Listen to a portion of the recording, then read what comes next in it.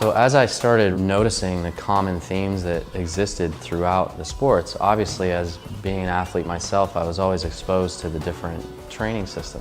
For me personally, I really was never around trainers or a training system that was able to advance my athletic ability more than I'd already advanced it on my own. And when I look back at the history of how I was raised, my father put me in ballet class when I was 5 years old. I was then put in figure skating after that. And I was allowed to play hockey by the time I was 7, and the movement abilities that I had the first time that I stepped into a competitive arena far exceeded everybody else's.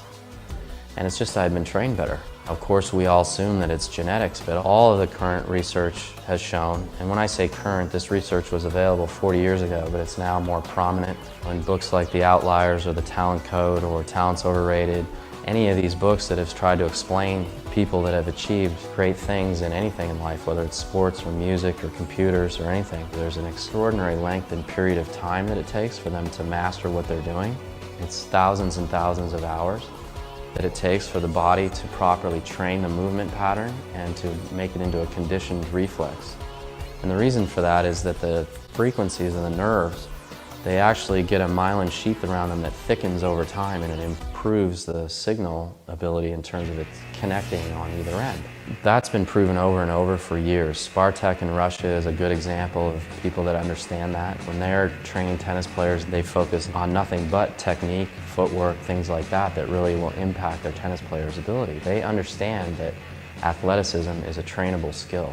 That's the biggest gap that exists in the United States. Athleticism is assumed to be a trait that you're born with, when in fact it's a trait that you train over time and learn to perfect. What our sports training systems have evolved into is into just how much weight you can lift. Well, those weightlifting patterns have nothing to do with being able to throw a baseball, hit a baseball, jumping, running, a slap shot, a serve in tennis, a golf swing. They're absolute opposite paradigm.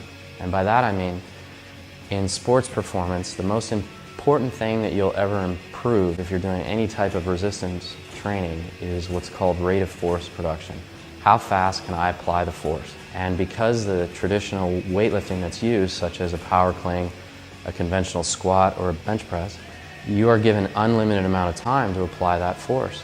Well, that's simply not applicable to sports in any way, because it's always the athlete that can apply the force in the shortest amount of time that's your best athlete. When we now know how much time it takes to be able to train that ability, then you certainly don't want to be spending your time training things in an incorrect movement pattern that you have to then correct. Well, there's this long-held belief that you can convert absolute strength to power.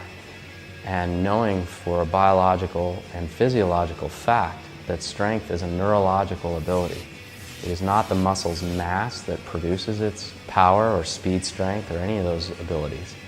It's the nervous system's ability to recruit the muscle fibers in that pattern at a precise time and in a precise amount of time to produce the most amount of force in the shortest amount of time possible. That is going to be the most important thing that you can achieve in terms of a sports performance trainer. That and replicating the proper movement patterns in terms of running, jumping, hitting, all the other things that we call athletic. The most dominating factors of any athlete are their movement abilities. They're not only straight ahead, but the ability to change direction and the ability to use their arms and limbs in different ranges of motion in space at a high rate of speed. Those are your best performers every single time.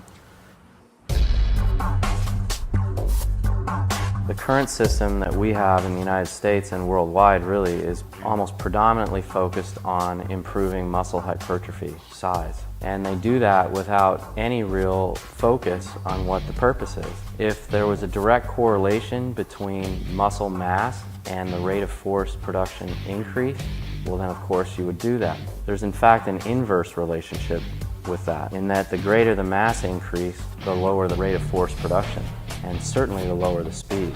And anybody that doubts that hasn't done any of their homework in terms of the research that was done by Yuri Verkhoshansky. He proved over and over again that the obsession with maximal heavy weightlifting negated speed every time.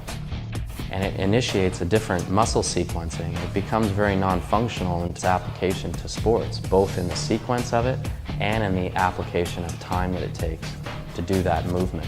Again, if you go back to logic and how a human body's built, humans are approximately 70% water. They have a very dense bone structure held together by very inelastic ligaments, so the bones don't separate. The muscles and tendons lay over top of the bones and they provide its working power.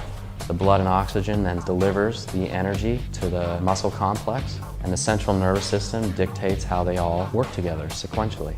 On that premise, it's not very hard to figure out that if you're constantly searching for maximal weightlifting, that there's an extreme danger in injuring people because of the vulnerability of their joints and their connective tissue. When your system is built around the fact that you have to do your exercises in a perfect sequence to be able to avoid injury, clearly there's something wrong with it. And name a sport where someone stands still, other than Olympic weightlifting, with a 400-pound bar on their back. That doesn't happen. And the joint alignment is absolutely incorrect in terms of producing maximal force for a human. Because of the loading of the heel, it excessively loads the quads, the spine is in the wrong angle. It does not properly mimic the maximal joint angle for running, jumping, or anything else. And there is a way to do that effectively without hurting people.